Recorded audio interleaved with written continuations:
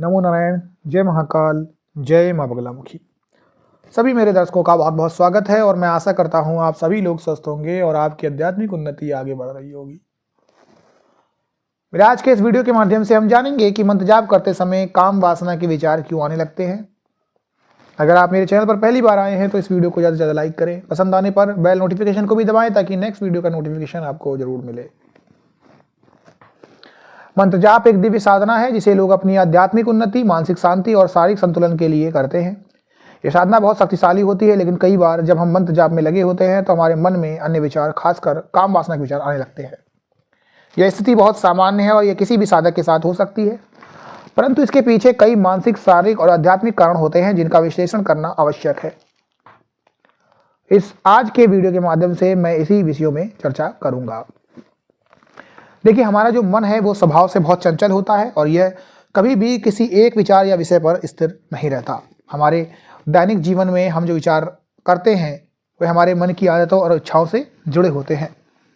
मन में विचारों का उत्पन्न होना स्वाभाविक प्रक्रिया है और जब कोई व्यक्ति मंत्र जाप में लीन होता है तो मन अपने समान विचारों से हटकर एक नए विषय पर ध्यान केंद्रित करने का प्रयास करता है।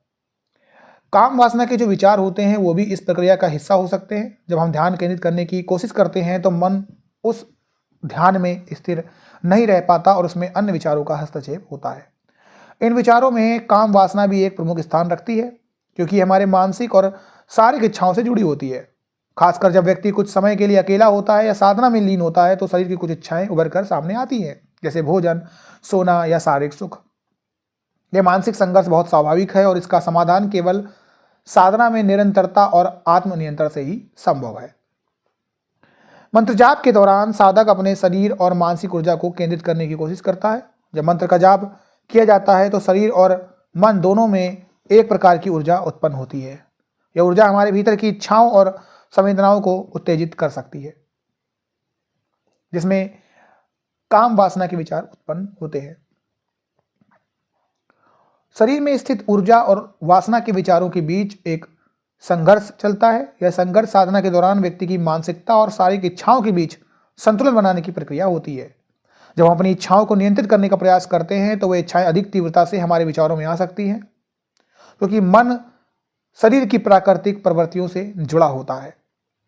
यह संघर्ष तब तक चलता रहता है जब तक साधक अपनी इच्छाओं को पूरी तरह से नियंत्रित और संयमित नहीं कर सकता। हमारे जीवन में जो हमें अनुभव होते हैं वे हमारे मानसिक संस्कारों में जमा होते हैं। ये संस्कार हमारे मन में गहरे छाप छोड़ जाते हैं और हमारे विचारों को प्रभावित करते हैं।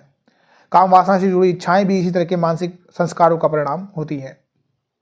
जब हम मंत्र जाप या ध्यान में लीन होते हैं तो हमारा मन पहले से ही संग्रहित इन संस्कारों को बाहर लाने की कोशिश करता है, जिससे काम वासना के लिए विचार उत्पन्न हो सकते हैं। यही कारण है कि जब कोई व्यक्ति साधना करता है तो पुराने मानसिक संस्कार उभर सकते हैं। मंत्र जाप की प्रक्रिया में इन संस्कारों को शुद्ध करने और मानसिक शांति प्राप्त करने का उद्देश्य होता है, लेकिन एक समय लेने वाली प्रक्रिया है। इस दौरान शरीर और मन के बीच संतुलन बनाए रखना और इन विचारों को पहचान कर उन्हें दूर करना ही एक सही साधना का हिस्सा है। साधना की शुरुआत में मानसिक शांति का अभाव भी काम वासना के विचारों को बढ़ा सकता है। जब मन स्थिर नहीं होता है और विचारों का आवागमन जारी रहता है तो यह हमारे ध्यान और साधना को प्रभावित करता है। काम वासना के विचारों का आना भी एक संकेत हो सकता है कि साधक की मानसिक स्थिति अभी पूर्ण रूप से स्थिर नहीं हुई है। मंत्र जाप के दौरान यदि मन में शांति और ध्यान का अभाव हो तो काम वासना के विचार स्वतः उत्पन्न हो सकते हैं, क्योंकि यह मन के अस्थिर और चंचल स्वभाव का परिणाम है।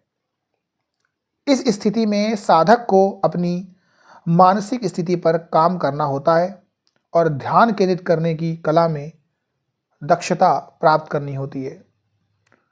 जैसे जैसे साधना में प्रगति होती है, मन अधिक स्थिर और शांत होता है और काम वासना के लिए विचारों का प्रभाव कम होने लगता है।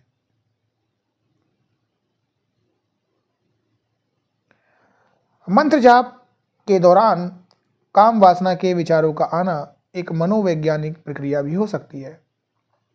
जब कोई व्यक्ति साधना में गहरी लीनता प्राप्त करता है तो उसका अवचेतन मन सक्रिय हो जाता है।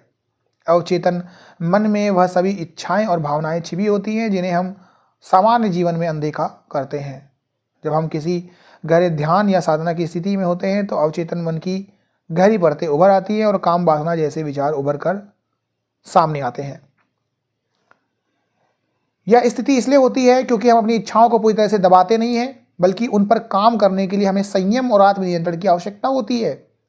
यह मानसिक संघर्ष साधना के दौरान एक सामान्य प्रक्रिया है और जिसे धीरे धीरे समझने और नियंत्रित करने की आवश्यकता होती है।